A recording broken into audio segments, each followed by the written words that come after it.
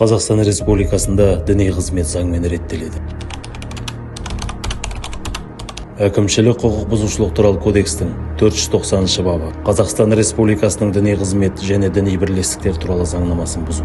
Мысалы, заңда белгіленген тәртіпті сақтамай діни рәсімдер өткізу, діни әдебиеттерді заңсыз тарату немесе рұқсатсыз миссионерлік қызмет атқару құқық бұзушылық болып саналады. Уәкілетті органмен келіспей шетелдік діни орталық тағайындаған адамның діни бірлестікті басқаруы, сол сияқты діни бірлестік басшысының кәмелетке толмаған адамның ата-анасының біреуі немесе оның өзге де заңды өкілдері қарсылық білдірген кезде кәмелетке толмағандарды діни бірлестіктің қызметіне тартуға немесе қатыстыруға жол бермеу шараларын қолданбау, республиканың шегінен әкімшілік жолмен шығарып жібере отырып 50 айлық есептік көрсеткіш мөлшерінде айыппұл салуға әкеп соғады. Осы баптың бөліктерінде көзделген әкімшілік жаза қолданылғаннан кейін 1 жыл ішінде қайталап жасалған әрекеттер қызметке тыйым сала отырып, жеке тұлғаларға 200, лауазымды адамдарға 300, заңды тұлғаларға 500 айлық есептік көрсеткіш мөлшерінде айыппұл салуға әкеп соғады.